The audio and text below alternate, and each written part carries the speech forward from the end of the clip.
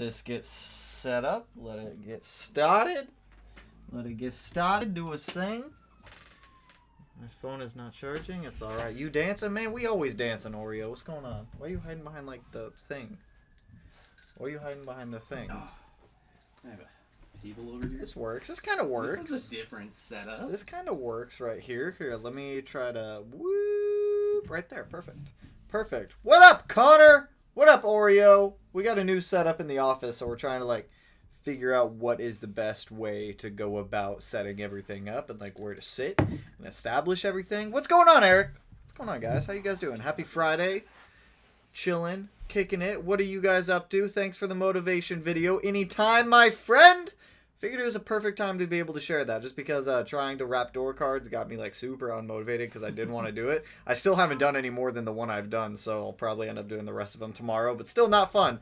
Damn, Plumber coming in early with the dono, dude. Plumber, where you at? It doesn't even show. There you are. What's going on, Plumber? What up, dude? Coming in the first like 2 minutes. Killing it with the donos as always. Always appreciate it, my friend. Yo, what's going on, Tristan? Christian, what's up, dudes? I'm in my crawl space running gas pipes for my house. You're in the live stream under your house right now? Kudos. Make sure you're safe. Kudos. Yo, what up, Tube Uber? Or Yubber? Tube Yubber? Whatever your name is. Yo, what's going on, dude? Eric, what up? YouTube didn't like my comment. I don't know what you commented, but I'm sorry. I'm sorry.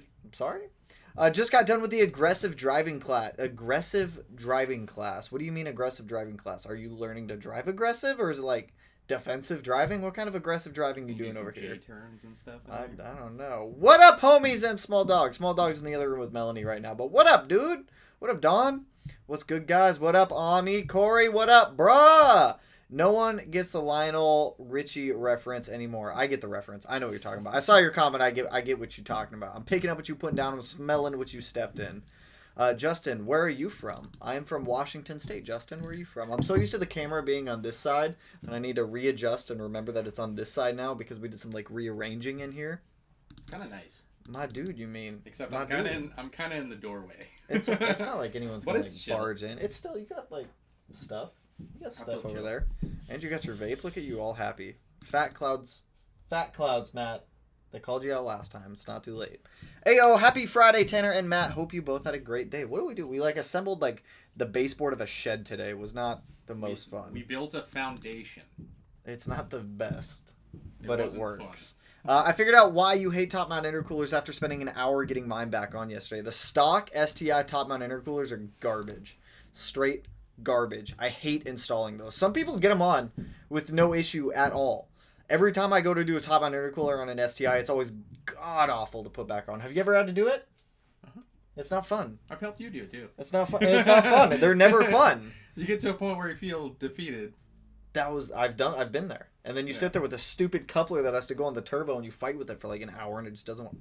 They're dumb. That's why I go front mount on everything. Fernando, what's going on, dude? Yo, dude, I have so many dumb questions for you. Well, feel free to throw them out, my man. We have dumb answers. How much did Matt buy the intermediate axle shaft? How much was the intermediate shaft for the Neon? It was, look up how much a stock one is, and it was probably about 4 times that. I think a stock one's like 120. It was 5 something shipped. Around $500 for the intermediate shaft. But we have it now. Axles. Yeah. It's here. We have the intermediate shaft for the axle or for the Neon. So I think we have all the discontinued parts. That's We've good. achieved them all. That is good. It took a long time and it was frustrating to find, but I think we're there. Butterfly, what's going on, dude? Mad Gorilla Gaming, hello. Christian says, get in the garage and make some boost. I literally cannot do anything else to the motor on the 05 STI until Monday when I get the rest of the valve buckets in. The place that I ordered all the buckets from, Flatiron Tuning, not Flatorius Tuning, I know, I called it Flatorius Tuning the first time I bought from there. I didn't read the full name of the site, and it's Flatiron Tuning, not Vesuvius Flatorius Tuning. But all 440 buckets are like on extreme back order until like April. So I went down to Subaru. I canceled the buckets that they didn't have in stock, so that way the other 13 of them could ship. And then I went down to Subaru today, got the other buckets ordered. I needed like two 452s, and then I needed one 440. But all 440 buckets are on back order until like mid-April, so we had to get a 442. But Tuesday we should be able to make some more progress with the motor stuff.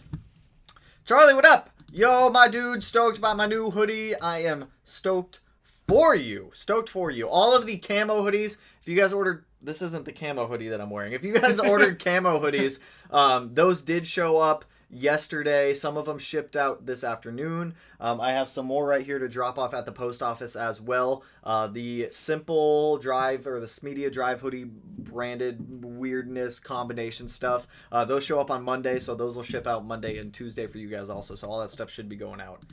YouTube keeps sending my notifications late. Shake my head. YouTube does that for some reason. I don't know why, but they do it. Yeah, it is dog YT, dog YouTube. I think that's dog YouTube. Dog YouTube. Jose F. Joseph. I don't know if that's all one name or if it's Jose F. But welcome to the membership program, man. Always appreciate the support, you guys. Anyone who joins the membership program gets discounts on merchandise, early access to merchandise, a whole bunch of other good stuff, top tier information before I send it out to you guys. So always appreciate the support, my friends. Marano? I think I got that one right. What up? Are you? I'll be back. All right, I'll be here. Hey, man, just wanted to stop in and say, hey, I love your vids. Hey, appreciate it, Hot Rod. Hey, Tanner, I just ordered some TGV Egr Deletes from JDM Muscle and Torque Solutions for $160. That a good deal? Any suggestions? Well, right now, if you guys are looking to get anything that is like EGR, TGV, catless, anything emissions related, that includes external wastegate up pipes. A lot of that stuff got discontinued because of the EPA crackdown. So even if you were able to get it, yeah, I mean, it's a good deal. Expect, I don't know, I'd say in the next week, literally all of it to be off of websites online. No one's going to be able to get it anymore. It looks like we're going to be going back to like the old school kind of ways of TGV deletes for STIs and WRXs, where you're going to have to modify your stock TGV housing, cut out the butterfly valves. I don't know. I know some tuning shops are affected by this to the point where they're not going to tune catless cars anymore. They're not going to tune cars with external wastegates that vent to the atmosphere. So I know it's going to have a trickling effect down to tuners also. But when it comes to being able to buy some of that stuff, if you guys are looking and you're considering buying like EGR deletes, TGV deletes, external wastegate options, buy those now before all of them disappear off the shelves if that is something you guys are considering, because once they're gone, they're going to be gone for at least a while until there's another workaround or until they get some sort of approval from the EPA stuff again. It sucks, but if you guys are looking for those parts, try to snag them now while you can. Did I hear about the EGR and TGV emission situation? Yep, we just touched on that one. What short throw shifter do you recommend for an 06WX? Cartboy 100%. Can't go wrong with Cartboy. Stay away from the Cobb one. I'm not a huge fan of the Cobb one. The double adjustable, if you go to like set it like way too low, you're going to have issues with it not wanting to go into gear properly. You're going to have issues with it just smacking stuff just because it's so short it doesn't want to fully engage. Just buy the Cartboy. The Cartboy is a good one. So looking into going methanol injection, any downsides? There's no downsides that I'm aware of to methanol injection. I mean, everything about it, as long as it's tuned properly. Let's get that. I would say the only downside to methanol injection is if you're not running a smart system that detects when you run out of methanol. That is true. So if you decide to run methanol, run the ones that have the like safeguard against that. I know AEM has a safeguard. They've got like Aquamist does a really good one. Aquamist, or at least remember to check it. Like check the reservoir. I don't know if it's called Aquamist actually. It's I might have that completely wrong. Aquamist. That sounds like that's like a branded water place or bottle. something. Yeah, they have one that's Aqua something. I would, if you're not going to buy one that detects how much fluid is actually in there, just make sure you check your methanol levels. Because then if you're doing a hard pull and it runs out, you're gonna clean the hell out and have a bad day. Not fun. Oreo, where in the world were you able to buy it? Holy mother of discontinued parts. He's talking about your intermediate shaft. Place called DCR. I thought it was eBay. I thought you got it off eBay. I got it from DCR, but on their eBay. Because I could have bought it from DCR, but I didn't know if they were going to email me afterwards and say, oh, yeah, so we're out of normal intermediate shafts, so here's just the bearing. So they had a post on their eBay, and I was like, that's for sure that they have it all assembled and good to go. eBay's a good spot for parts if you're looking for stuff that's like hard to find discontinued. Like that is one thing I don't buy from eBay often, but when I do, it's like discontinued parts, Yeah, hard to find parts. Yeah.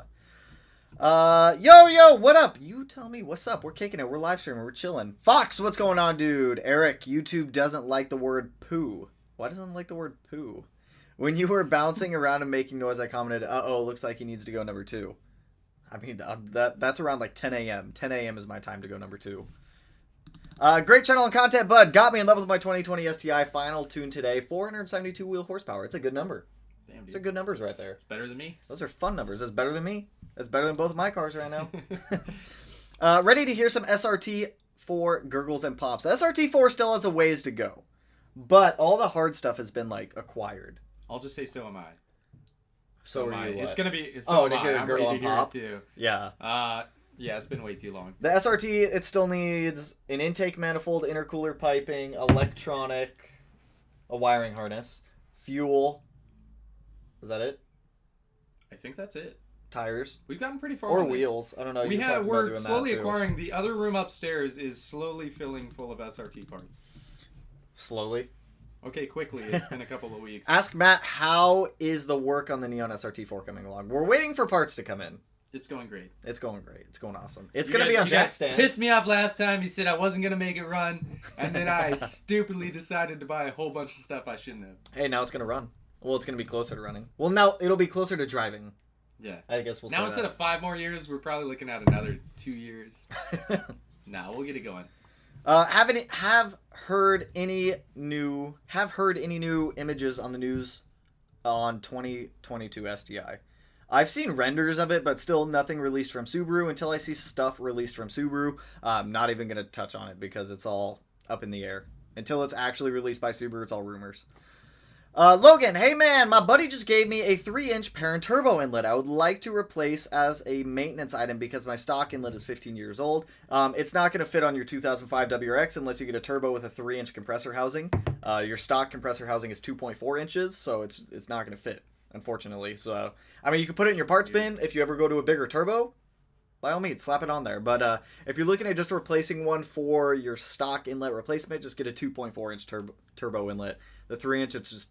I mean, you could probably get a reducer. There's no point. Just get the 2.4-inch or just smack on a 3-inch turbo. You're talking about like a hard inlet? It's a parent one. It's soft. It's a soft inlet. I don't know how you'd reduce that. Yeah, I mean... You have to like fit in. You'd have to get... then you'd have to trim it. It wouldn't be worth it. Yeah, it'd be a nightmare. Joe, what's going on, dude? Yo, Tanner, you gonna buy one of Devin Nimala's new Evos he just bought to build? I don't have the money to buy another car. And we don't have the space. And as much as I want an Evo, I just can't afford one right now. They're expensive. Evos are stupid expensive. You should rate some of the viewers' cars. We used to do that, but not a lot of people were watching the videos, so we kind of stopped doing it. If it's something that people would be interested in seeing again, of doing like Subscribers Garage again, we can do that. It's just not a lot of people were watching the video, so we kind of like cut the series off. But if it's something you guys want, something you guys will watch, let me know, and we'll do another one. And got the 2016 EcoBoost F-150 today. That would be a fun car, or a fun truck. We need a truck. That would be a good truck. I don't know, if I got a truck though, I think I'd want a turbo diesel. I just like turbo diesels. You might just need to turn the entire front of the house into parking. Just a big parking lot? I mean, we could do that. I don't think the neighbors would care. I don't think so either. I mean, they have like 5 cars in their driveway. We could do it. Any update on the EG? Yes, the EG did make it. It was delivered at Outfront today, so it is back at Outfront Motors. Jeremy is going to tear down the block, replace all of the internals, and swap it over into our new case halves once those have been closed decked, drilled up to 1/2-inch head studs, and all the kit and caboodle stuff like we had on the other one. So yes, the motor is back down at Outfront. Jeremy is like prioritizing it, the builder down there, to push it forward, just so we're not waiting forever again. So hopefully it comes back here soon. Neon or 05 STI, who wins the race? 100% the Neon. 100% the Neon would walk the 05 STI. It's not even... It'll have like 250 more horsepower. Or 300. Yeah. Depending on... roll racing, it would eat it. Even from they're known for from a being dig, really it would good. Eat it too. Like, I'd get you off the line. You'd catch up so quick. I don't plan on running anything crazy. I'm not going to roll around on like slicks or anything. So. You might as well. Why not? Why not? I want to see the Neon versus the gray STI. The Neon versus the gray boy, and from a roll or a dig. Chewy at some point needs to verse the 05. That would be a better matchup. Those are the matchups because the neon's gonna be much lighter when it's all done, so it might be able. Who do you think would win with the 17 STI and the neon? Assuming that we're estimating the neon's gonna make around what 700. Yeah. And the EG STI is gonna make around 1100, but my car's gonna be significantly heavier. I'm gonna say. I mean, okay, if we're talking factual. You are going to win. From a you are going to win. That's it'll still be that's fun. Going to win. That'll still be a fun one. I will try and say I may get an underdog card. You never and, know. Like, you never know. Save it up. I think at some point I'll just get pissed off and then we'll tear Chewy apart. It depends on how long it would take my turbo to spool too, because it's a big turbo. Yeah, that's a big turbo. Also, Brandon, appreciate the dono, dude. Appreciate the dono. You guys always kill the donos. Anyways, why would you want an EcoBoost Ford F-150 whenever you can get a Ram 1500 Eco Diesel? They have Eco Diesels now? I didn't even know Eco Diesel was a thing. I don't follow a lot of things. I don't follow a lot of like diesel. I'm gonna have to look into that. I'm gonna have to look into that. Woo! Welcome to the club. That's what I'm saying. Welcome to the club, you guys. Did you hear about the EGR? We did. We talked about that one. Trying to share them cashews. The nuts have been spotted. Dude, what the? the nuts have been spotted. You talking about these? Monitoring the boost on access port. Any negative numbers normal? I mean, yeah. Whenever you see a negative number in like the boost category, it's gonna be vacuum. If you're under 0, you're in vacuum. If you're above 0, you're in positive pressure, which is boost. So yeah, negative numbers totally normal. Will Tanner, I'm going to have to reset my goals here on getting the Dodge Challenger SRT Demon. You get a second choice of a 1975 Dodge Charger SE Daytona. Those are cool. Those are the big wing ones, right? Those are the super big wing ones. The Daytonas. Yeah. Those are actually pretty cool. I would like one. From what I recall, the long nose. There was that one I showed you like 2 weeks ago. It was like a newer Charger Challenger, and they converted it into a Daytona, and it was the stupidest looking thing I'd ever seen. Stupidest looking thing. Thanks, Tanner. Anytime. Hey, Smedia, what's going on, DJ Pac-Man? What up in the chat? Your vids are very helpful. Building my 2021 tomorrow STI. Nice. That's always fun jumping into a new build. So he's going with the snow system for meth. I don't know what the snow system entails or what it has in it, but just make sure you're monitoring fluid levels if it doesn't already come with a like an auto monitoring system like Matt was talking about. Yeah. Last thing you'd want to do is run out of meth in a pole. Oh god, that would not be good. Blow your motor. Can you please explain the old school Tgv delete and EGR way? I'm worried about the future car. So with old Tgv deletes, so you take your stock Tgv housing. Inside of that, there's butterfly valves. You remove the butterfly valves with a screwdriver because there's just 2 Phillips head screws that hold the butterfly valve down to the actuating motor. Once those are out, there's like an aluminum divider inside of the TGV. At that point, you just take a Dremel and you cut it out, and then you essentially port. You're essentially porting and polishing the stock TGV housing. Once that's been cleaned up, you can just bolt it back up, undo the motors, put little plugs on the end of the motors where they would normally connect up to the TGVs, and then you have DIY TGV deletes. People were doing TGV deletes long before people started coming out with like off-the-shelf TGV deletes. They're really not that hard to do. They're a little time-consuming to do, but if it really comes down to it and you're not able to buy a second-hand set or you're not able to buy a new set anymore, it's a good way to go about doing it. You talk about long runners? You can always swap to a long runner. I mean, yeah. I mean, you can also swap to a JDM long runner. They make those too. Those are pretty cheap. I want to say those manifolds are around like $200 or so. They're not expensive manifolds, but it's a longer manifold that doesn't utilize TGVs. They only came on JDM cars, so you can get them from like Canada. You can export them from like Japan. There's some for sale in the United States. That's also another good option to do. As for EGR deletes, it's literally just a block off plate. You could find somebody who has an EGR delete, trace it onto a piece of steel, cut out that piece of steel, grind it down so it's nice and smooth, make your own little gasket, and then just bolt it up. You have DIY TGV deletes. But don't tell the EPA I told you that. The EGR. That's what did I say? TGV? Yeah. It's the same. All emissions. You know what we're talking about. Yo, dude, love your videos. I'm looking to go E85 on my 18 STI. I was wondering what you thought of the IAG Flex Fuel Kit and TGVs. I used their Flex Fuel Kit on my 17 STI. It's a good kit. I do think it's a little overpriced. You can make your own fuel line for significantly cheaper, but their PTFE Flex Fuel Kit is it's a good off-the-shelf kit. Fitment on it is spot on. I remember Matt was helping me remember putting on those stupid quick lock fittings on the stock fuel lines? That's the worst part of the kit. I'm going to tell you that right now. There were certain parts of the kit that didn't make sense, but I mean, just roll with it. Once we figured it out, though, the fitment was like pretty well. A loop that I felt like didn't need to be there. Well, the loop went from the top of the fuel pressure regulator universal and fit on whatever. It only fits on routing you have. I mean, yeah, I guess. But it was very like. It's a decent kit. It's a good kit. I've used it. I would buy it again if I had the money quality. And I didn't want to. Jack, what up, Tanner? How am I doing today? I'm doing pretty good. Matt, how you doing today? I'm doing great. See, there we go. Bought an EJ 257 out of a 2019 STI. Taking the heads off this weekend. Sending the short block to out front. You should get a spiff. You should get a spiff. What is a spiff?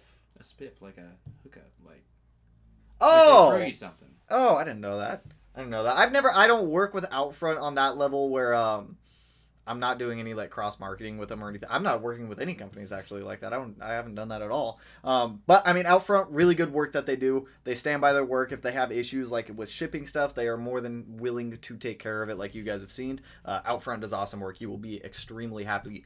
Plus, the EJ stuff they do is a lot quicker than like the EJ or the EG aspect, just because that one was a lot of like custom one-off parts, sending stuff out to machine shops and things like that. So you should be extremely happy with the end result from Outfront. Good Nugs just joined chat. What's going on with the world? Tgv Deletes. Oh, before we jump into that, and Perry, welcome to the membership program, my man. Always appreciate the support, you guys. Like I said, if you guys are considering joining the membership program, discounts on merch, early merch release, early access to information. There's a whole bunch of good benefits in there if you guys are considering that. And see, we got the dude. Literally got the dude. The Tgv Deletes, EPA was just cracking down on a lot of stuff. We talked about a lot of that stuff already. Hey, hope all is well with both of you. All is doing great. What up? I love the channel. What's going on, dude? What's going on, Brandon? Eric. eBay can be a great place for old car parts. I used to get eBay's where I bought the EG33 originally. That's where I bought the long block, was eBay. Oh, yeah. eBay Motors. Won't let me rewind. All right, Tgv Deletes. EPA is just cracking down. A lot of people aren't allowed to sell like Tgv, EGR Deletes anymore. External wastegate, up pipes, whole bunch of stuff. Anything catless is all coming off the market. My neighbor has an SRT4 Neon, but instead of doing tasteful mods, he just took off the turbo straight pipe that it comes with. Oh. That's pretty normal. That sounds obnoxious. Yeah. That sounds... They're already loud. They don't have mufflers. They don't. They don't? No, I had to explain to a cop one time. I got pulled over with the stock exhaust, like way back in the day. And this lady cop walked up and she was all pissed off. And I was like, I'm telling you. And I had to pull up a diagram. This is like, stock. Yeah, she was trying to write me like an exhaust ticket. They really don't like, come I with swear mufflers? to God, this is stock. I promise you. And I'm all trying to pull it up. And I showed her. And then she sits there and she kind of looks at it and she's like, well, I can't really fault you for that. So it was Dodge that did it. Like, I get it's loud. I'm trying to put mufflers on it. Chill out, lady. Oh, that's funny. End up not going with Blackview Dashcam. Went with the ThinkWare F202 channel. Pretty good reviews. Ooh, let me know. We'll see once I get installed. Let me know, because all I've used is Blackview. Matt still needs to install his Blackview. Bro, the 3-inch isn't going to fit. I already told you. LOL. 3-inch, yeah, 3-inch turbo on that won't fit. Just got my 38mm external wastegate and IAG Tgv Delete kit with fuel line kit for Aeromotive fuel pressure regulator. Glad I did before you cannot buy them. Perfect timing, Connor. Perfect timing. I know you answer this all the time, but what is the lowest dam that is still safe you should see on the access port with the 2018 WX Premium? 1. Anything else? You shouldn't see any difference. It should always be the highest value. If it's less than 1, your car's pulling timing. It's doing that to save the car from completely killing itself. So if your dam is dropped under 1, you have something going on that's causing it to go under 1. That could be tune related, fuel related, vacuum leak related, they're timing related. There's so much factors that can cause your dam to drop.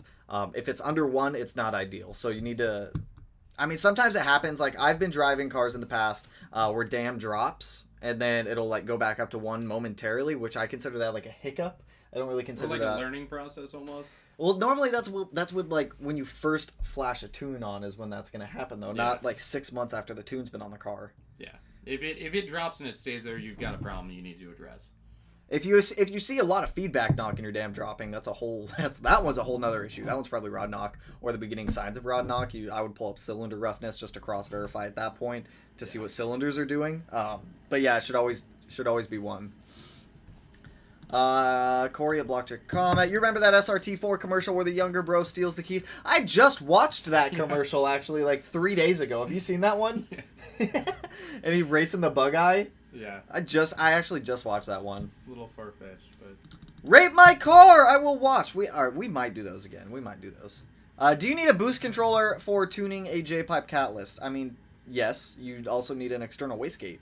Running internal wastegate on catalyst downpipes or J-pipes will cause boost creep. It's inevitable. It's a mechanical problem with the internal wastegate, with the diameter of the wastegate not being big enough to push out exhaust gas, so that exhaust gas has to go somewhere. So it goes up, hits the housing, spins the wheel more, creates more boost for a moment. That's a boost creep, obviously, or you'll see a spike in boost, can cause your car to run lean during that small iteration, which then can create knock events, which then can blow up your motor depending on how severe or how bad it is.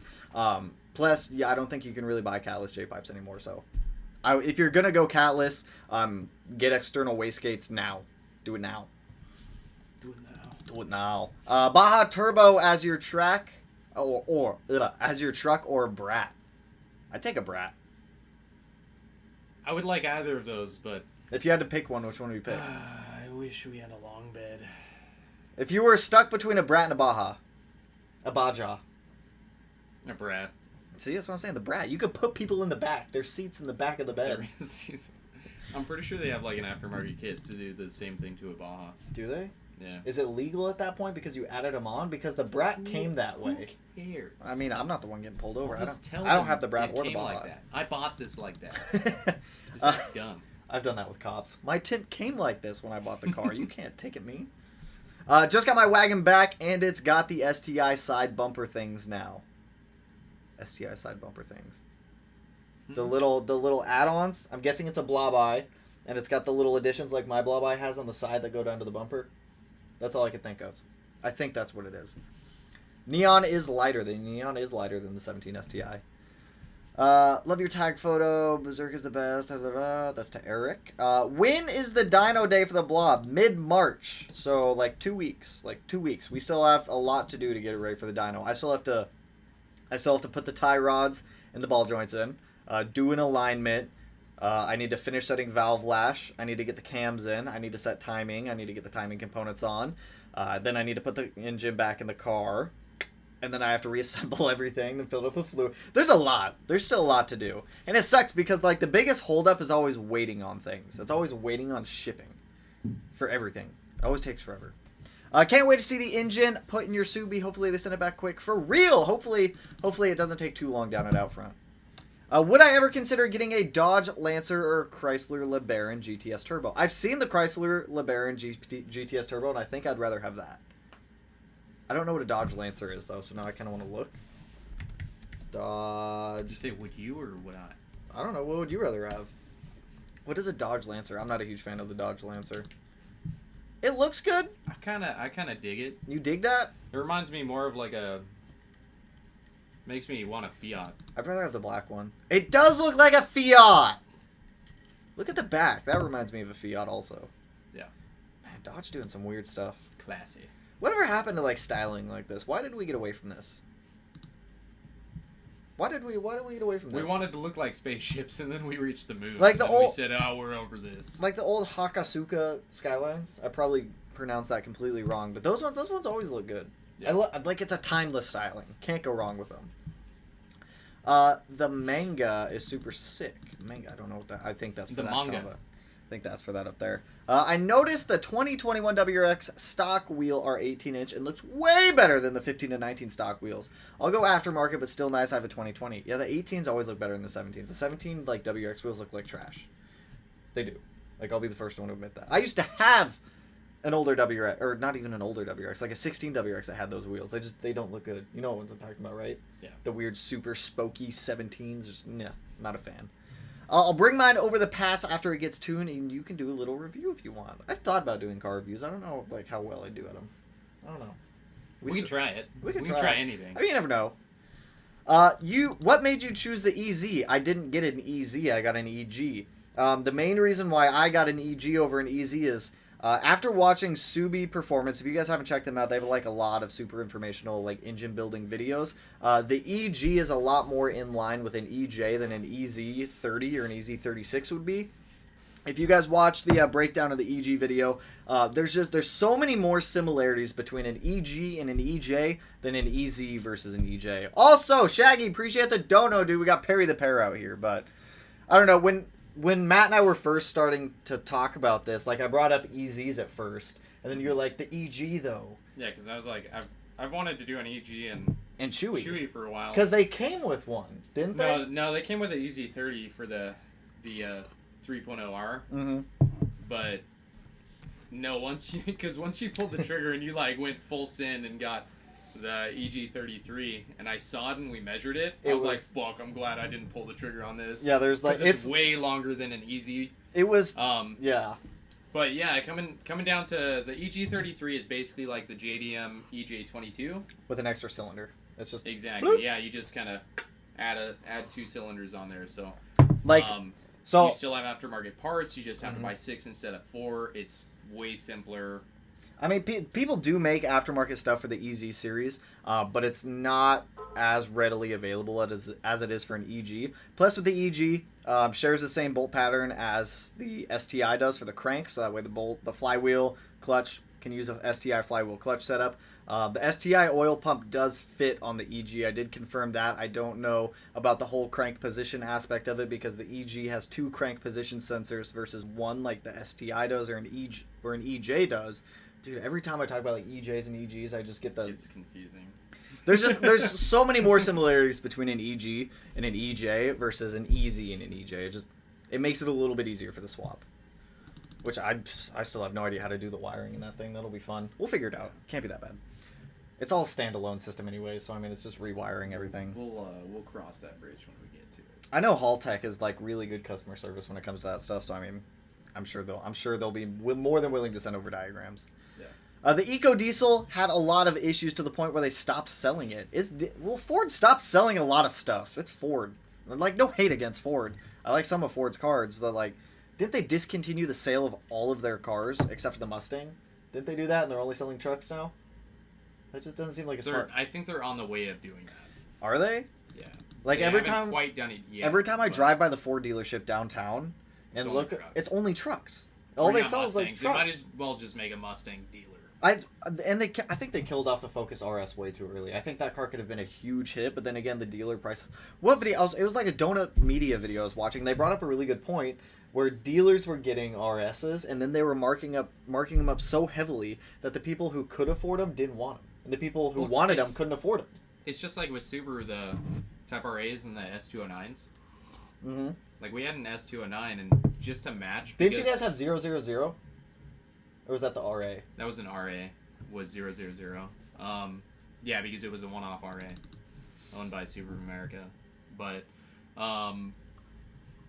with the S209, because we had to be competitive, looking at pricing around the area, people were marking them up like 30%. So we would get an S209 for like $65,000, and you have to match area. Yeah. So we had to sell ours for like $90,000, and it was like, what? Even sales was like, this is never gonna sell. No one's gonna buy this. What are we talking about? Did someone buy it? Yeah, but it wound up being, I think we kept it for enough time that we were able to take the price down. That's ridiculous. To not match. That's ridiculous. People have asked me if I'd buy like an S209. I don't see a point. Neither do like from my standpoint, aside from putting it in like as like a collector's car, like, yeah. Ooh, like you've seen what I do to every car I own. I completely tear them apart. It's just buying a collector's car and then just tearing it apart. I could see like if you had way too much money and you just didn't care and you were like, I want to be better than everyone else. You just buy. I don't think buying an S209 is better than everyone else. The only people I've seen who have bought S209s are like flaunters. Why both of like literally all three of our Subarus out there would walk an S209. Would walk it. Yeah. Like a stock S209.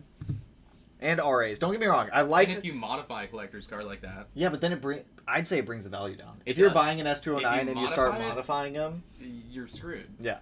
Bro, someone was trying to sell a S209 at $120,000 here in Colorado. Yeah, like I said, I'm pretty sure ours was literally double the price. 120. I would much rather buy a GTR, a used. I'd rather buy like 6 RX-7s. I'd rather have 6 RX-7s. Nikki was straight trying to buy it. The S209? Yeah, he Why? was like before we ever got any, when they announced it. They look good. Don't get me wrong. Sell to us. This is ridiculous. Yeah. Ridiculous. Anyways, getting off topic. Is the EG33 Turbo set up twin scroll? No, it's not. It will not be twin scroll. I could make it twin scroll. Probably would benefit if I made it twin scroll. I feel like that would complicate things. That would complicate stuff way more than it needs to be. We're going to have 6 pipes finding their way to one location. That's true. That's a lot of pipes. And every single turbo setup we've seen on EGs just doesn't make sense. The exhaust routing doesn't make sense at all to me.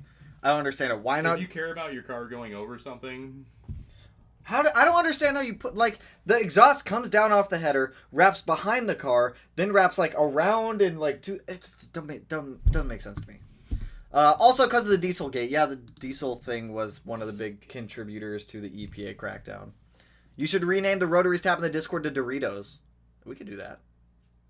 Yeah, I mean, if you want. I don't mind it. Post some cool ranch up in there. Some cool ranch, some spicy nacho. LOL, did you happen to see a picture of that Legacy on Discord? WTF did they do to it? Did you see a picture of the Legacy on the Discord? Do you have your phone on you? I'm curious. Matt's going to pull it up. Okay, under what tab? Eric, what tab is it under? God, we're probably so far behind. This is so hard. I know, it's always hard. Yo, happy Friday. External wastegates aren't going to be sold anymore. The up pipes will not be sold from like Grimspeed and a couple other manufacturers. They're discontinuing it, but the wastegates themselves should still be for sale. External wastegate isn't going to be sold anymore. What were you saying? PS, didn't know Matt vapes. What juice you vaping? I use Tea Time E-Liquid. No added sweeteners. Coils last way longer. What is it, Vapetasia? I don't know. I don't have it with me. We don't know. I believe I only vape Vapetasia because I'm a stuck-up piece of crap. Have you know anything about the 2021 WRX when it comes out? The 2021 WRX is the exact same as the 2020. I know that much. Subaru essentially went copy, paste from 2020 to 2021. I will say, insider information, yes, it is going to look like the second generation of the I knew it. Lavorde. I knew it. For the 2020, the 2022 model year? Yeah. I knew it. Yeah. I knew it. Not a fan. Which I like and you hate. I think if they brought the wagon version over, I would love it. I would love the wagon version. But the sedan version, I don't know. It should be in the Legacies tab, I'm guessing, wouldn't it be? We have a tab made for Legacies. Do we have a Legacy tab? Yeah, we have a Legacy tab. Oh man, what am I doing? Jesus. The TGV Egr Deletes I ordered today at 7:20 p.m. ish. Just got the shipping update right now. That was fast. Ooh, glad you got them quick. Can you get Matt to put his whole mouth on the mic? No, that's not. No. You don't have to get me to do that. Oh, God.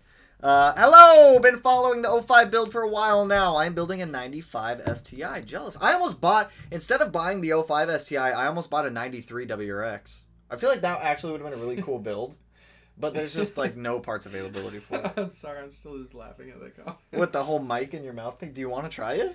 No. I mean, guys, we're using a different mic this time. It's very large. This is a much bigger microphone. I think you could probably get down to, like, right there. Maybe. I think you could probably get, like, a quarter of that in there. Can you hear me now? Could it be possible to find knock, learn, and feedback knock and dam numbers on an access port are all 0 because the wires are cut?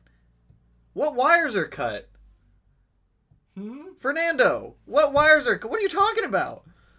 On access port are all 0 because the wires are cut. If all of those wires are cut, you probably have a bigger issue. And you'd probably have a check engine light and a bunch of other things. Yeah. You can also order the JDM version of the TGV housing that don't have the TGV valves from Rally Spec. That's also good to know. Got an FP Green hybrid. Is this the Legacy? I think that's what we're talking about. This just looks like a Legacy. It looks fairly stock aside from, like, Hellas. I mean, you got another. It just looks like a Legacy to me. And it's a manual. Oh, this Legacy! Oh, that the one with Legacy. the supercharger on it. You were looking at the wrong Legacy. Yeah. I mean, it's cool. It's got like a supercharger coming out of the hood. It's just completely blown out. You guys aren't going to be able to see that. If you're on the Discord, go look in the Legacies tab on the Discord page, and you'll see it in there. I got an FP Green hybrid motor EJ257 block with a 205 heads, fully built heads with full bolt-ons. Any idea what power I should be? They're trying to not run E85. I need like fueling modifications. I need so much more information. Just an FP Green on a 257 with hybrid heads. I don't really know what that fully entails. More information is needed. Do you think Andrew Tech cocktail is safe for newer STI 6? Why are you using a cocktail in a 6-speed? The only cocktail that I've ever heard of people using are Scotty's cocktail in the older 5-speed transmissions, which is like a quart of red line, like something. It's got like a whole bunch of stuff in it. If you Google Scotty's cocktail Subaru, it'll give you the formula to be able to use that one. I've never heard of the Andrew Tech cocktail. Whenever it comes to using just any kind of gear oil in your 6-speed for your STI, Motul, just use Motul. Motul's a really good. That's what I use. Motul 7590. That's what I use in everything. It's a good gear oil. Smash the like button, everyone. More viewers with more likes. That's what I'm saying. Eric in here policing people. Have I seen WRXSTI 2J swaps done, and do you love it? I've seen a lot of them 2J swap. 2J swaps are actually probably more common than you guys think. I think that 2J swaps are a little overdone. Don't get me wrong. The 2JZ is a very good engine. It makes power very easily and very reliably. I just think 2Js are kind of overdone at this point. Like, everyone does a 2J or an LS. I think swapping a Subaru kind of takes the Subaru out of the Subaru. I mean, it's pretty obvious, like, you're no longer a boxer, but yeah, they put so much time and energy into the weight transfer. Well, especially doing like with like an inline 6. Like, we looked at one today, and you have to cut and reshape the firewall for an inline 6 to fit in there. Yeah, you just shove everything back. It's just driving position and all that changes. Yeah, I mean, swapping Subarus, I think one of the best swaps would probably be a flat 6. Mm-hmm. I think that because you retain the boxerness, you retain the low center of gravity, which keeps it Subaru-esque. Yeah. You're not going to, I mean, and the engine bays are so wide. They're so wide in Subarus, like they're not very deep. I want to see somebody take a Porsche engine and put it in a Subaru. Like what kind of? That would be kind of cool. Someone do a Porsche swap. Someone swap a Porsche engine. Yeah, do it right now. Just do it right now. Do it. There's one dude doing the opposite. He's doing an EG33 into a Porsche. Yeah. I've seen that done. Well, so the EG33 was also a Porsche engine. I thought it was co-designed with Porsche. Because you can get a Porsche manifold for your EG33. Yeah. I don't know if it's like a 994 or 944 or something. I don't know Porsche numbers. It's a front engine Porsche model. It's a front engine Porsche model. And it uses the same engine. It's I'm under guessing a different name. I'm guessing it'd have to be a mid-90s. EG33. It'd be a mid-90s Porsche, I'm guessing. Mm-hmm. Since it would be the era. I don't know. We'll have to look into it. David, appreciate the dono, dude. We got Perry the Paramike dropping. It's a Type RA block. Beat, not babied. I don't know what that one's in. Oh, okay, gotcha. That's for the 257. I still need a lot more info on like fueling mods, everything else that goes into it. Hit it, the like button. That's what I'm talking about. Everyone's in here policing people. Woo! And Perry, welcome level 2. That's what I'm saying. Fart noodles. Okay. All right, I'm a child because I laughed at that. I heard about it from you, and then the mechanic I use in South Florida uses them. He said them for his EG33 build. He has a sequential gearbox too. I haven't seen another EG33 built like mine except for Andy Forrest's. Like, I don't think anyone's gone to this. I can't think of another EG33 that's been built to the standard. I know nobody's gone as far as Andy Forrest because my goal is to go farther than Andy Forrest. Good luck. Tunnels. Tunnels. We need tunnels. How is the digital turbo gauge that comes with the STI on the mini screen? I mean, it feeds through the ECU, and the ECU has, I mean, it pulls it directly from the car. I don't genuinely prefer having the digital boost gauge read my boost for me. I like a dedicated sensor, just because when it goes to the ECU, this is probably not true, but I feel like when it goes to the ECU, there's just a little bit of lost information about real-time data for what the car's actually doing versus what I'm seeing. Well, mechanical is always going to be more direct. I mean, mechanical is direct. I mean, you have a sensor plugged right into vacuum. Yeah. I mean, they're good. I just feel like that they're not as accurate as I'd like them to be. How available do you think a new EJ short block and parts are going to be in 10 years? That's a good question. I think Subaru will still sell them because Subaru's been doing EJs for... Subaru's pretty slow to discontinue stuff. Are you kidding me? Do you know how hard it is to find some of these EG33 parts? Well, Do you know how hard that's because it that's is? just literally one The make, EJ has been around... Other components, you're going to have... It's going to be around for a long flooded. time. It's going to be around for a long time. The market is flooded with EJ parts. I don't think you'll have an issue at all. Well, they've been doing EJs for, what, 30 years now? They're not just going to discontinue parts after 10 years. Like, EJ parts will be around for I'd say 40 years. 40 years they're going to be readily available. After that, they'll probably start to trickle and become harder and harder to find, assuming that Subaru's still a company in 40 years, which I assume it will be, depending on how they age, I guess, with I think they're technology. only going up. Yeah. My mate! Greetings from Australia. What's going on, Bluebird? Cannot wait for the EG33 content again. Sorry about the bad luck. My SVX EG33 definitely needs a manual conversion real soon, but they only sold 249 EG33s in OZ. And OZ. I'm guessing that's... I don't know what OZ stands for. But... Limited numbers, so 249 of them, that's it? That would be difficult. And it's unfortunate, too. When they made the SVX, they only made them in automatic. I've seen people... I've seen a swapped one. I've seen a couple swapped being ones sold around here recently. The issue with doing a swapped ones that I see a lot of people like run into on the SVX forums is that the idle issue. Because I guess the idle issue, you have the same stuff that I run into. Yeah, the same thing with your car. It's all same. Yeah, because you're going from an automatic down to a manual, and there's just not a lot of compatibility stuff with some of those things. So you just run into like stupid issues with it. Yeah. But yeah, anyways, the EG33 hopefully should be back up here in 2 to 3 weeks is what I'm hoping for. Subtanner, is there an aftermarket dipstick that reads oil level accurately on the STI? The stock one. Stock one reads oil level accurately. Was there something wrong? I haven't seen any aftermarket dipsticks to answer the question, but the stock oil dipstick reads accurately. There shouldn't be any reason why it doesn't, unless your dipstick is like bent or like untwisted or broken.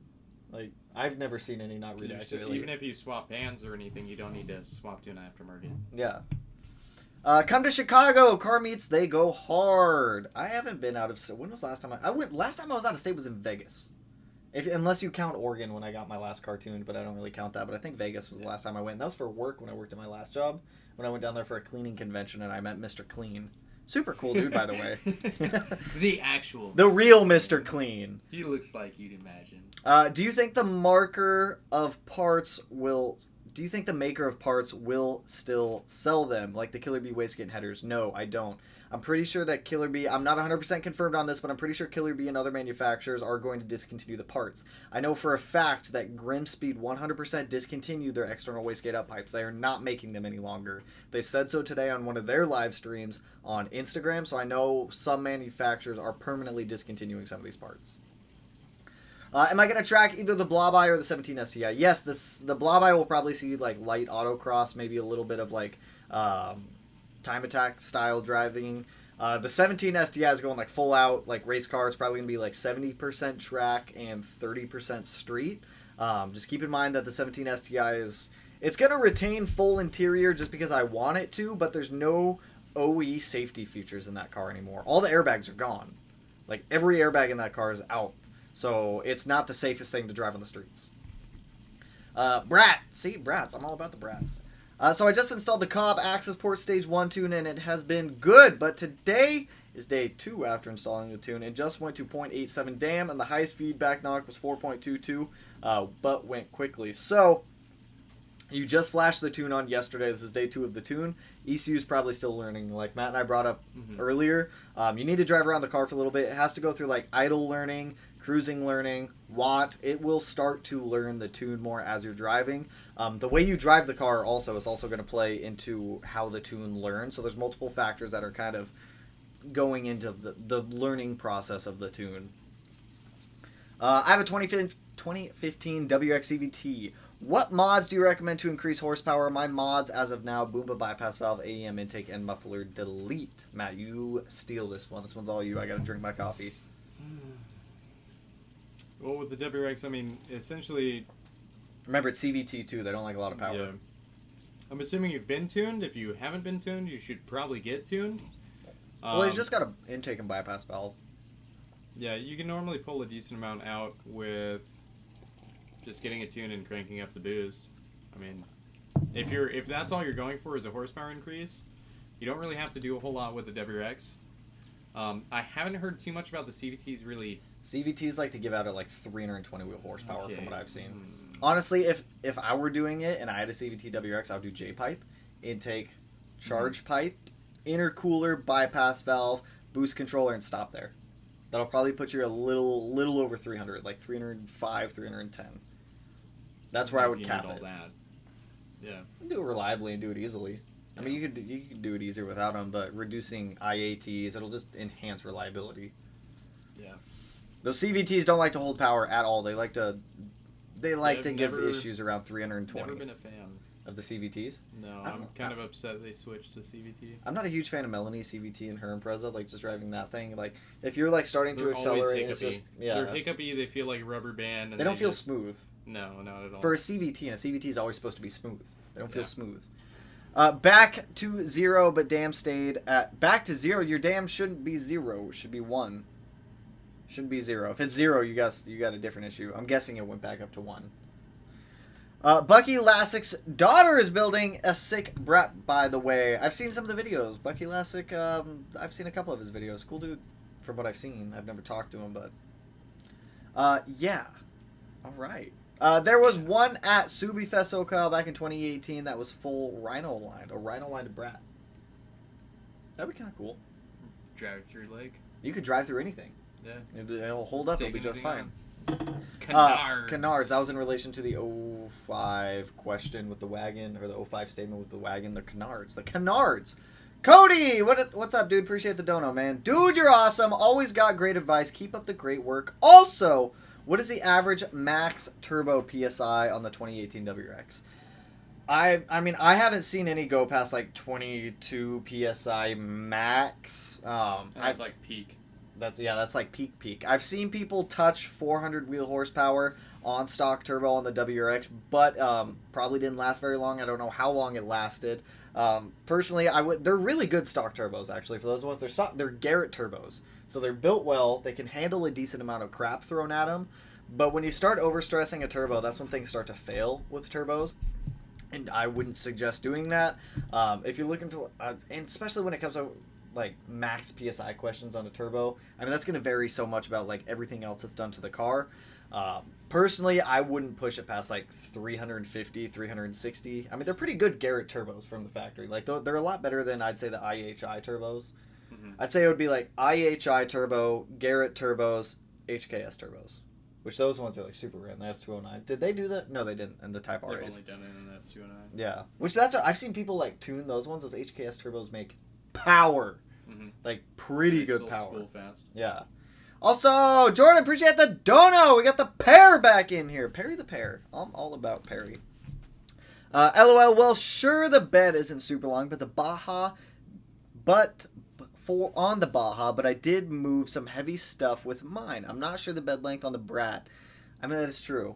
You can move stuff with it. We probably couldn't move the plywood that we needed to move, but you know, it Face works. it backwards. Don't have it lift up. It works. You got seats. Just seatbelt it in. Yeah, we're good. Are you aware the Dodge from 1982 to 1984 had their own version of the Chevy El Camino called the Rampage? I've seen pictures of Rampages before. Mm-hmm. They're interesting looking cars. Fernando, how much horsepower would you say is necessary for a fuel pressure regulator? Anything past 350, I would say. On an EJ, let's be specific here. On an EJ, I'd say like anything past 350. I would say basically anything. Well, especially if you have like the stumble. Because some cars have the stumble. Well, I think he means a dedicated fuel pressure regulator, mm-hmm. like an Aeromotive, because you could get the Cobb fuel stumble fix, which is just a GD fuel damper, and that's good for like 350, which that's what I would use up to about 350. At that point, that's when you'd want to go like standalone fuel pressure regulator, fuel lines, that kind of stuff, fuel rails. Yeah. But I mean, if you wanted, the Cobb one is significantly cheaper also because you're not buying fuel line, fuel pressure regulator, all this other stuff to make it work. Fuel pressure regulator gauge, it's literally like plug and play. I think it's like $200 too, which isn't bad. Anything past 350, do a standalone fuel pressure regulator. Anything between like 300 and 350, just get the Cobb fuel stumble fix kit. What up, guys? On a 10 STI with front mount intercooler, will I need to cut the Cobb box for it to fit with the intercooler? What intercooler are you using? Because that heavily depends.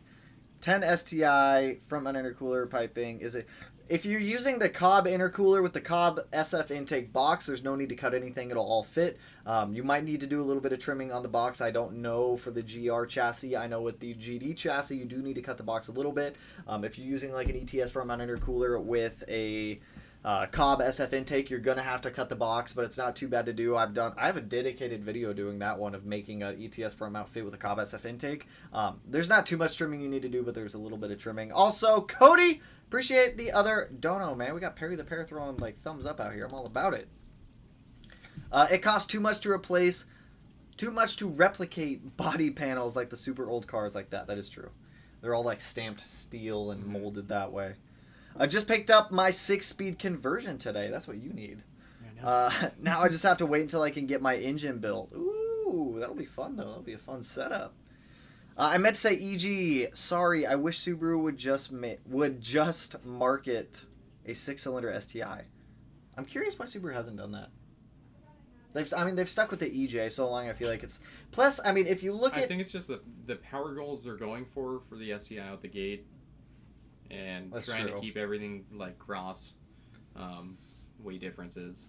That is true. I will say this. I do miss the old days where the WRX and the STI were completely different cars. Like different bolt patterns, like you couldn't even get a WRX with like Brimbos or anything like that. Completely different engines, completely different interiors. There were so many more differentiating factors between the WRX and the STI. The STI was also wider than the WRX was. I'm talking about like the GR. The GD and the GR. Which that's kind of when Subaru swapped over, making the WRX and the STI a lot more similar, is in 2011 when they got rid of the narrow body and they brought everything to wide body, and then they just kept that like tradition, I guess you call it, or whatever you want to call it, updates throughout the rest of the model years. But I do kind of miss when things were a little bit more separated. They were two different cars entirely at that point. They've gotten a lot more similar now, but they're still different. But with this new generation coming out, I feel like the similarities are like, why would you even buy an STI over a WRX if they're both going to have an FA24? What are going to be the marketing differences between... They're not both going to have a 24. You think the WRX will still have an FA20? I believe I'm not positive. I mean, we don't know for sure. We don't know for sure. From my understanding and what I've heard thus far, the WRX should have a FA20, and the STI should have a FA24. So that I can get they'll behind. Continue that, yeah, and then, they'll both be on the Subaru Global chassis at that point, so... The Subaru Global chassis. It's just a fun thing to say. Global chassis. It's like 50% more rigidity. That's what they really keep going off of, man. They're really focusing on the rigidity. You're not going to take that with your hands and bend it. No, I mean, you can't. All right. Just a full carbon fiber frame STI. Yep. Let's just do it. Buckets. Tunnels. Tunnels. Hi, Tanner. It's your cousin Gabe. What up, dude? Your channel is pretty dope, man. Thanks, dude. Why is your name Jack Cutter? I'm very confused by that. What's up, Gabe? What up, Gabe? What up, dude? Also, Plumber, appreciate the unicorn. I'm all about the unicorn. Appreciate the dono, dude. On Chevy SS. The Chevy SS, the one that they made for like 2 years and then discontinued. That'd be a cool car. I'd take one. Have you seen it? Which one are you talking about? The Chevy SS. That's it. Oh, like the okay. Just the Chevy like SS. The Holden. We're talking about the Holden. Yeah, it's just a rebadged Holden. Yeah, the Chevy's dope.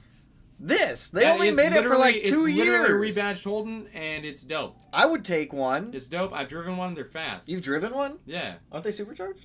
Yeah, they're fast. I want one. I don't know if they're. I don't know a whole lot on them. These would be cool. I think I just. But they're nice. That. You probably did. They're nice looking. They should have kept making them. It's just like the issue. They never marketed it. Who knew about this car? Nobody. I mean, I've seen more cops with it than people. That is true. I've seen more cops with those things than people. Fast. Chevy SS is a Holden. It is a Holden. Yeah. I wish we had Holdens here. Which, I mean, we have a Holden here. No one bought it. We got a Chevy SS traded in that had all Holden badging. Look at that. It looks good, too. It looked great. I think it looks good. I think it looks good. First Chevy. I'm not a huge Chevy fan. If I ever bought a Chevy, that would be it. Really? Yeah. Would you rather have this or the new Corvette? That! You don't got a lot of me. 4 doors. That is true. 4 doors. We do like 4 doors. Are you going to put unequal length headers on the EG, right? No. We're going to like... It's 100%. That car's going to be built for efficiency. It's going to wind up being a whole... We're going to... Yeah, no. It'll be a mess of noodle runners It'll everywhere. be, are we going to make unequal length headers at that point? We're not making unequal length. No, because everything's gonna have to be fabricated. We're not gonna make an unequal length header setup. It would probably sound gnarly. Don't get me wrong. Like, it would probably sound. I mean, if we're gnarly. being honest, we're probably going to have to make them slightly unequal. Yeah, but it won't be like crazy. Like, but we're not gonna purposely do that. No, it's not gonna be It'll intentional. Be as equal as possible. How often should I replace my spark plugs on my 2009 WRX? Personally, I do mine every like 25 to 30,000 miles. Subaru recommends doing it every 60,000. But Subarus run hot. Spark plugs foul out. It's just a little bit easy. They're really not that hard to do. Whenever I tell people I do my spark plugs every 20 to 30,000 miles, people are like, oh my gosh, you're going to damage the heads. You're going to damage the threads. You increase the risk of stripping out the heads. Like, I strip out a lot of bolts. Don't get me wrong. But I've never stripped out a spark plug. You have to intentionally, like, strip out a spark plug, I feel like, in your head. Like, I've had a spark plug break in the head before, but it never stripped. That one was a fun one to get out, but... Those were all nightmare situations. Yeah, it sucked. It sucked. I think I have a picture of it on Facebook, too. The porcelain snapped. Yeah. There was porcelain everywhere. Yeah. Everywhere. That one was not a fun one. Eco Diesel in the Ram 1500, we talked about that one. Chevy stopped the production of the Impala back in 2019. I didn't know that. Future Smedia sticker ideas. Let's go. Ooh, we'll keep an eye out for some that get thrown out here. Bro, someone was trying to sell an S209. Okay, we talked about that one. Wow, we're that far back. We're super far. This happens every live stream, man. We should just... Okay, let's rapid fire these. Rapid fire round? Guys, we're going to rapid fire. We're going to get through this stuff. All right, a friend of mine works at Ford Sales. He kept trying to get me to trade in for the GTR or the Focus. Oh, I'd rather have the He kept trying to get me to trade the GTR for the Focus RS. I think I'd rather have the GTR. Don't do it. Yeah, keep your GTR. What the fuck? S209 is 100% collector's item. You can make a fully custom performance Subaru starting with the rolling shell for about the same price performance-wise. Oh, that's true. I could build a car that's better than an S209 for much cheaper. Yeah. Both of you, what is your dream car? 1, 2, 3, go. Oh, Koenigsegg CCX. I wasn't prepared for this. There's so many. I'm gonna be honest. It's a Porsche. It'll be a Koenigsegg of some kind. Mine's a GT3 the first RS. supercar I ever really liked was the Koenigsegg CCX. Really? Yeah, way back in the day, and I for some reason, I had to have been like 18 years old, and I was like, somehow I'm gonna find a way to buy it. That's and mine. I'll never find a way to buy it. You can't tell me that is not a beautiful looking car. It is. Yes. I want but that. I would still take a Koenigsegg over it. Really? Yep. I don't even know how to spell Koenigsegg, so don't. Koenigsegg. Koenigsegg what? CCX. CCX? Yep. I don't even know what this is. What? How do you not know what I don't know what a CCX is. I won't even search it. Is this even a real car? You spelled Koenigsegg? I don't... Dude, it auto-corrected to that, alright? Here. Christian von Koenigsegg. Man, we were doing a great job of getting through these really Koenigsegg, CCX? CCX. Trevita? No, don't worry about the other. Just CCX. This? Yeah. That's your dream car? That was my dream car. Is it still? I mean, it's probably a different kind of Koenigsegg at this point, but... The back looks weird to me. I like the front a lot. The back looks a little weird to me. I don't know. I love those. I'm sorry. I mean, I like it. I'm not saying it's a bad car. I just said the back looks a little weird to me. I think it looks great. Ooh. I mean, as overplayed as this one is, I've always wanted one. Yeah. I've always wanted an F40. What's the F40? Everyone wants an F40, though. Of course. Everyone wants an F40. I'd like an F40. F40s are cool. They're beautiful. I saw a pink F40. I think it's one of the last great true Ferraris. I do agree with that. That are just a driver's car and not too much stuff. It's just so beautiful. Also, James, appreciate the dono, dude. Hope everyone is having a good night. We're chilling. We're kicking it. We're talking about stuff. At the cost for an S209, you could buy a new GTR. That is true. You could buy a base brand new GTR. It's embarrassing. I have $50K in my 08 STI. How much money do you think you have in Chewy? 35,000. Excluding or including the price of the car? Include the price of the car. $42,000. That's not that bad. That's actually not that bad. $42K in the Outback. And it's still an automatic. Okay, I mean that's fixable. That's fixable. You know how much money I have in the 17 STI? You want to take a guess? Including the price of the car. And keep in mind, I bought the car with 9,000 miles, and it's a limit. Is it paid off? No. Then you can't include the price of the car. Okay, not including the price of the car. 38,000. 47,000. In just parts, including 56,000. Sorry, Mel, don't listen. 542. I think just in billion parts dollars. in that car, I think I've spent 50 grand. Probably. See, I've kind of stopped at some point. I know I've spent more on Chewy still than I spent on the Neon. How much do you, I don't even know how much I've spent on the 05 STI, and I still have to add that one up. Ooh, that one's not going to be fun. You want to take a guess before I even add all the stuff up? I'm not doing it tonight. I'm going to guess. Including? Not including the Dude, price of the car. I'm going to be honest. Okay, I'm so sorry. We suck at getting through We these get off questions. topic every single time. Yeah. Okay, I'm going to throw together 14 grand. Really? I'm going to say 11. Yeah. I'm going to say 11. Okay, we'll find out. I'm going to We're say gonna that. I'll add it up Freeze your bank later. account right now and we'll add it up. I still have more stuff to pay for that car. What you're in Colorado? We're in Washington. We're in Washington State. I live in Springs and blew my motor in my O2 a week before Christmas and currently saving to swap. I'm sorry to hear. Hopefully the swap goes smooth though. The Ford Focus ST was the closest thing that America had that could be a Honda Civic Type R. So it's like the domestic version of what it would be. I could see that. I agree with that. I'm peacing out. Good night, Matt. Good night, Tanner. Good night, Matt. Why'd you get 2 good nights? Good night, Christian. Good night, good night. Made it for the end. Brakes at work again. Woo! I'm all about it. Brakes at work. It is above Matt's comment about the new drive shaft. I think that was the legacy thing that we were talking about. It was the legacy, the supercharged legacy. Yep. What's the benefits? Why do you hardwire a fuel pump? Don't the AEM... Here, you answer that one. Your fuel pump's hardwired. Mine's kind of hardwired. Okay, so the benefits to hardwiring a fuel pump is you're able to bypass the FPCM, if that's what I'm thinking of. Basically, The fuel pressure control module. The fuel pressure control module regulates the amount of current that goes to the fuel pump, and aftermarket fuel pumps require more to run at the rates that they're supposed to. To hardwire it so it gets its own constant power and it's able to run at the basically sweet spot that it wants to see. If it's not ran at that sweet spot, you have issues with when you get into higher RPMs, you're going to have your fuel pump basically cut down and not see the proper amount of current. Thus, it's not going to be able to flow as much fuel as needed. So you can run into a bunch of weird issues. Tuners have problems with it. You want to hardwire. It essentially just keeps your fuel pump duty cycle at 100% all the time. Well, unless you get so there's different things to it. A proper hardwire kit is not going to run at 100% all the time. A poor man's rewire, which is personally what I runs at 100%. What I have going on right now is known as a poor man's rewire, and it runs it at 100%.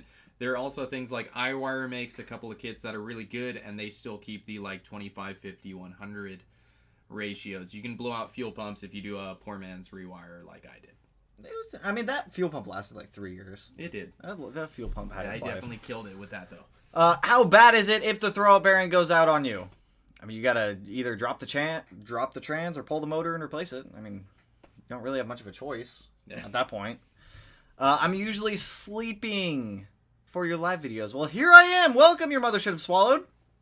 He's been around for a long time. He's super chill. He's funny. That's fantastic. Yo, Tanner, my rear O2 sensors are out on my WRX. Is this a must-fix problem, or can I wait a couple of weeks? I mean, you could probably get away with waiting a couple of weeks. I would highly suggest that you swap those out sooner than later because the rear O2 helps the front O2, helps the ECU to adjust AFRs as accordingly. They're like buddies. They like to check themselves. They do.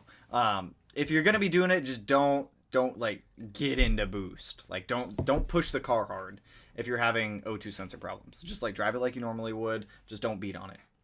Like that's the time to not beat on it. Other cars, I skipped the legacy tab. Gotcha. You guys have a Discord channel? It's literally in the description of every video. We sure do. It's always there. I don't have the Discord link on me, but I will post it up after this for anyone who does want to jump in the Discord.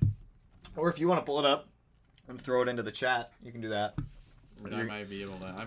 You're gonna incept the stream on your phone, but like technologically challenged. What do you mean? Just go. What do you mean? Go up here. Go to this. You're not even on the right one right now. God, we're in the legacy channel. And then it should be like share or something like that, or invite people. You know this. Oh damn, Omni! Appreciate the dono, dude. Just for fun, would you mod or keep stock a 22B STI? Personally, I'd keep it stock. I'd probably keep it stock. A 22B. If I had an authentic... Yeah, an authentic I'd keep stock. If I had a GC, I would just throw a 22B kit on it and then... Don't get me wrong. If I had a legit 100% true 22B, I would drive it every day. I would not like let it sit and collect dust anywhere. I would 100%. I would make that car my daily, but I probably wouldn't modify it. Actually, knowing me, I probably would modify it. Yeah, you would say I wasn't modifying it and then modify it without telling people. You know what? You know what would happen? I'd get the 22B. I'd say I'm going to daily drive it. And then I'd pull it into the garage to do some maintenance. And then I would probably go all out modify. Because that's what I said I was going to do with the 05 STI. I was like, I'm just going to keep it stock. I'm just going to do some maintenance, refresh it, update it. Now look where we are. That's what I said with Chewy, and that's what I said with a bunch of other cars. See, that's what I've done with every single car. Except for the Yaris. I think Mittens is the most stock car I've ever had. And it's because it blew up while it was stock. That is true. Well, no, you swapped the grill. We did. The Crosstrek is the most stock car. It is. If that one counts. Yeah. You know the sad part about it all is that we never got a Dodge Dart SRT4. That is the saddest thing because everybody that had a Neon was like, this is the new Neon and it's going to be dope. And then we got the Dart and we were like, what the heck is this? And that was the point where I gave up on my life. I know. I thought you liked the Dart, man. I thought you loved it. I don't love the Dart at all. Would the old school TGV and EGR delete require a tune? Yes, it would. Even though you're still using stock components. I like turtles. I like turtles too. Even though you're using stock components, you're removing the motors that control the TGV or the butterfly valves. So when you are removing those, the ECU is going to throw code because it's not recognizing that the TGV motors are still plugged in and working. So yeah, there is still going to be some tuning adjustment for that stuff. Same with the EGR. For the wire cut question, some rumors are that some tuners tune off the knock sensor so they look like better tuners. They turn off the knock sensor so they look like better tuners. Stay away from any tuners that do that. Like 100%. If any tuner is cutting or disabling your knock sensor, do not go to them. Like that is an awful thing to do. Oh, did it work? Sick. Where'd it go? No, it did not. Oh, I've sent it twice now. Matt, hold up. I know you. It's because you posted a link. Actually, I don't see it in here at all. I don't see it in here at all. Does this one show up on yours? What was the last one? I don't know why it didn't show up. That's weird. Yeah. We're actually not nearly as behind as you don't think we're nearly as... we're pretty far back. Maybe we're pretty far I'm in Salt Lake. Everywhere you look is a Subaru. Just found an 05 World Rally Blue still sitting at a Mitsubishi dealer here on State Street. Ooh, save it. It's a gem. Save them all. Yo, I'm late. Broken 04 STI. Boy, I know how you feel. I got a broken 05 right now. Notice my turbo VF39 isn't spinning at all on either side. FP Blue recommended. Also, did you run a bypass valve on your front mount intercooler? Many thanks. So typically the way that I look at for FP series turbos, if you're going to be looking at FP turbos, FP Blue is going to be good up to about 400 to 410 wheel horsepower if you get the base, like the bare basic FP Blue journal bearing model, like I had on the 17 STI. If you want a little more kick, FP Green or FP Red. If you want a lot more kick, FP Black. Like, that's just kind of the way that I break it down. So if you're looking to stay below like 400 to 410 wheel horsepower, get an FP Blue, just the bare basic one. You don't need all the fancy additions. It'll get you by just fine. And it was a good turbo. It was a good responsive turbo. I actually really liked that FP Blue, which I think the FP your blouse was a little bit bigger than the FP Blue, wasn't it? Yeah. Was it noticeably bigger or a little bit bigger? I don't remember. I think they're pretty close. Like actual housing size and everything? Yeah. Pretty close. This is a messed up that is a messed up Legacy. The supercharged one, I liked it. I think it was cool. It might be fun. Anyone here running a Cybon carbon rear diffuser for 07 STI, wondering if it's direct fit replacement? I have no idea. If anyone is, please help out Henry because I do not know. I don't think you know either. No. Is it okay for me to go 44mm external wastegate once I go stage 3 on my STI? And also, all right, so whenever it comes to wastegates, I would suggest a 38mm. Whenever it comes to wastegates, 38mm is going to be for higher boost intervals. 44mm is going to be for lower boost intervals. So if you're running a higher boost pressure with what you're doing, since I'm guessing it's stock turbo at this point, which means you're going to be running probably between 20 and 22 PSI-ish. The 38 is what I would get. The 44 is typically going to be for lower boost intervals and levels. So there's a ratio to it, and it comes down to how big of a turbo you're running. You're only going to need a 38 up to like I think it's 70 pounds a minute or something. For flow rate? Yeah, you won't need to invest in a 44 unless you're running a really big turbo. The 38 should do fine for you. The 38's also cheaper. Big rotated. And yeah, you shouldn't really have problems with it. Yeah, you save money buying the 38 too. The only time you upgrade to a 44 is if you're having issue controlling boost with a 38. Ooh, but then you could get a 4-port boost controller. We don't get into that. We're not getting into that tonight. That's all complicated. And also, are all the downpipes the same for every generation STI of a 2019 STI? No, they're not. They are different. They do differ in like mounting locations, forward transmission, and a couple other smaller bends here and there. So no, if you're gonna get one that fits your car. Do you know how many wheel horsepower the RA block can handle? That's the question. I don't. Yeah, I haven't seen anyone blow one up yet. I've seen some dyno videos of people making over 550 wheel horsepower on the Type RA blocks. That also is heavily dependent on modifications, the tuner. There's a lot of factors that go into it. I have a Type RA block. We're gonna see how far we can push that one.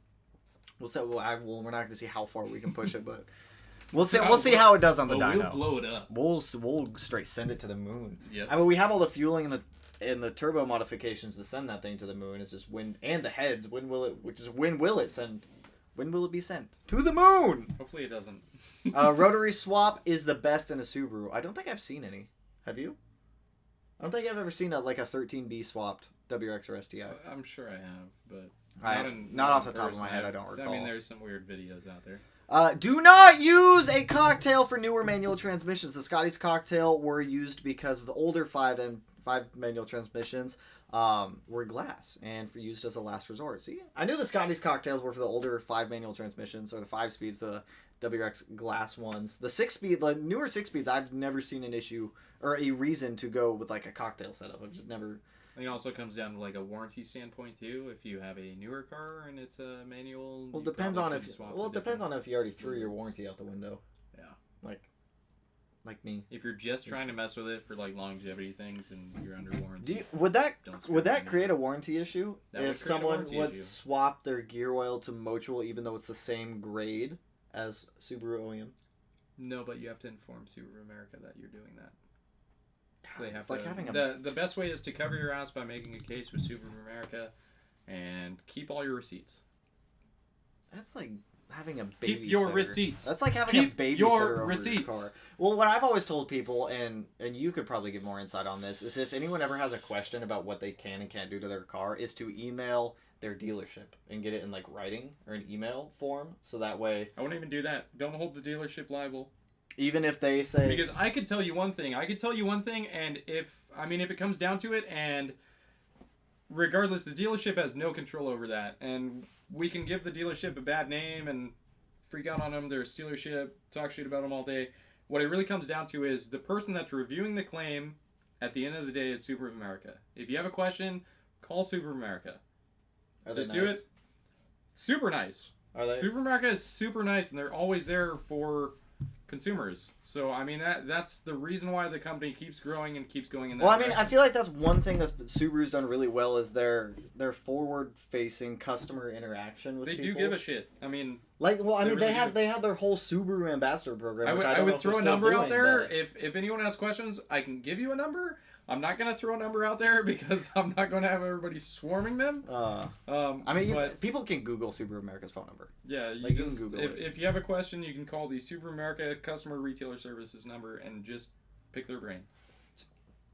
Because they are the people who file the claims through it and reimburse the dealership for a claim or deny it. And the dealership actually does not know what's okay until it is approved or denied. Interesting. Anyways, I agree non-Subaru engine takes the Subaru out of Subaru. I would agree with that. How about this cool idea? Hemi swap into a Porsche. I don't know if that would fit. I don't think that would fit. I don't know if I want to work on that. I mean, I already don't want to work on a Porsche motor where it's placed now. That is true. I don't know if I want to work on I wouldn't mind. I don't think I'd mind working on one if it's front engine. Mm-hmm. I wouldn't mind it so much. But a rear engine Porsche, I wouldn't want to work on. Yeah. There was a time back in the day where I had to mess with a Boxster, and that was like no, thank you. Nightmare. What are you guys drinking tonight? I was drinking coffee, but it's all gone at this point. Matt, what were you drinking? I was drinking Coca-Cola. That was not Coca-Cola. It was not. That looks Coca-Cola. like cranberry juice. It was an old-fashioned of sorts. With cranberry juice? No, that's just cherry. It's grenadine. Oh, gotcha. Grenadine. Like button should be more than 11. That's what I'm Hit saying. that like button at 12, bro. How are we not hitting Do the it. like button? What up, guys? What up, EJ257_? Henry, anyone hear about Rally Sport getting fined for selling? We've talked about that stuff so much tonight. I'm going to glaze past that, but I don't think Rally Sport got fined. Look up Machines Gone Wild. I don't know if I want to look that up.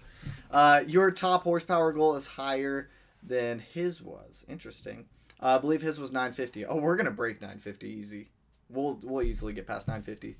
Torque, though. Torque's going to be the one that's going to be up in the air. I don't know how much torque that EG is going to make. I'm going to guess around 8 to 850 is what I'm going to guess for torque, but I don't know how EGs respond with high horsepower and high torque. It's going to be up there. You think it's going to be... Yeah. Do you think it'll be...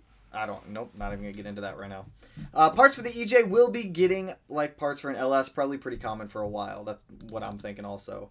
Is it bad for an engine if you do two-step or launching? No, but there's also a right and a wrong way to launch. Plus, every car is going to respond differently to what setup you have in the car, what your launch control is set at, what clutch you're running in the car, how much torque it's making. That's small dog borking. Make sure you're launching correctly. Yeah. The drivetrain is what's gonna take all the pain from that, and I've seen people launch wrong and blow some stuff up real quick. Yeah. So, I mean, I don't have any videos on launching, but if you are looking for any, I know there's plenty online. Can I say if they're accurate or not? I can't say so. It's not something I can validate. But watch a lot of videos, read some forums. Naziok has a lot of write-ups on launching and that stuff.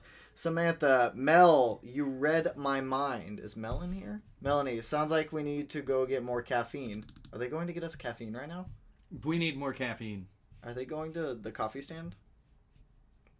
I think they're going to the coffee stand. Does she not know I can see Matt, that? did you get any new parts for your Neon? Not since we last talked. We talked, we did.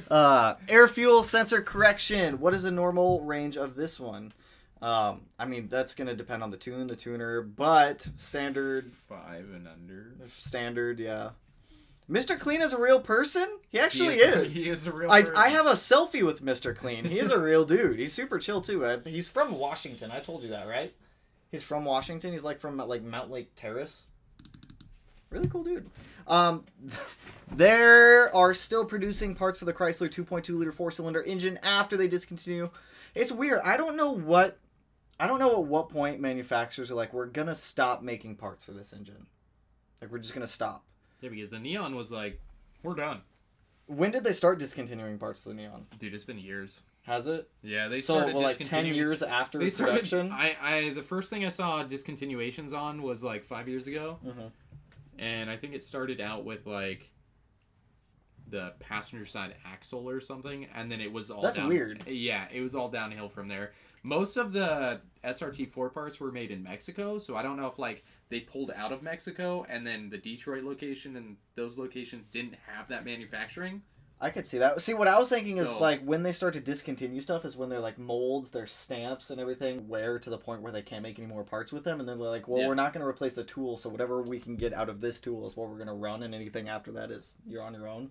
Yeah, or they stepped up so many different designs that they were like, we don't have room for this anymore. True. The manufacturing process. True. What up, Smedia? Gonna install my electronic boost control solenoid and start my Fat Boy E-Tune today. That sounds fun. 3 ports are pretty easy to install. Tanner, have you seen the new IAG oil pan kit? How do you think it will compare to the Killer Bee one? I have seen it. I mean, honestly, you can't go wrong with either kit. It's just whatever one you prefer, whatever one you want, whatever one you can afford. They're both going to be good kits that you can get. Personally, I like Killer Bee just because I work with Killer Bee every now and then. Killer Bee is also a very, very cool, very understanding company. IAG is nice. The couple times I have called them and have had to talk to them. But I do think the Killer Bee setup's a little bit cheaper also, I believe. Yeah, IAG is more expensive. I'm not going to read that one out loud, but you can giggle at that one. I was going to watch the Grimspeed live stream. I asked about their AOS and they skipped over it. Grimspeed ignores me in every single live stream. I always ask valid questions and they ignore me every single time. Typically I just don't think Grimspeed likes me, but I don't feel like I did anything. I don't think I did anything wrong to Grimspeed. I used their parts. The only thing I said I didn't like about Grimspeed was their AOS, which is a completely valid statement. And it's true. Your AOS sucks. Sorry. Like, all of their other parts are good. We have proof that the AOS sucks. Like, all of other... Just discontinue it. If you're going to discontinue any of your parts, discontinue your AOS. What was your concern with the Grimspeed build on YouTube? Saw you commenting. So apparently you're not blocked. No, I think I'm only blocked on their Instagram. Yeah. Well, maybe just from, like, commenting. So, that's actually a really good one to bring up. If you guys haven't seen Grimspeed's latest upload on YouTube, feel free to check it out if you want. It's just them installing a downpipe on their car. But the issue I have with that video is I don't know if they pumped to dyno numbers. Just power numbers. Yeah, they pumped to the power numbers because their 2020 STI... stock fuel system, stock fuel pumps, stock injectors, stock lines, stock rail, stock everything. All they have done on that car is a downpipe, an intake, and a boost controller for performance. And they said on their dyno graph from their dyno that they made around 330 wheel horsepower and just shy of 400 wheel torque. No. Like, those dyno numbers are super pumped. That's just not accurate. Plus, with the 2015 plus STIs, you cannot do an intake and a downpipe combo safely and still benefit from the parts. Like, you can run an intake and a downpipe combo, but what's going to happen is the tuner is going to bring down the boost, so that way you're not leaning out under high load. It's just the 2015 plus STIs, the fuel system, when I talked to my tuner about this, because I asked him a couple years ago, he said that the 2015 STIs tend to make a little bit more power than prior generations, which puts more stress on the fuel system.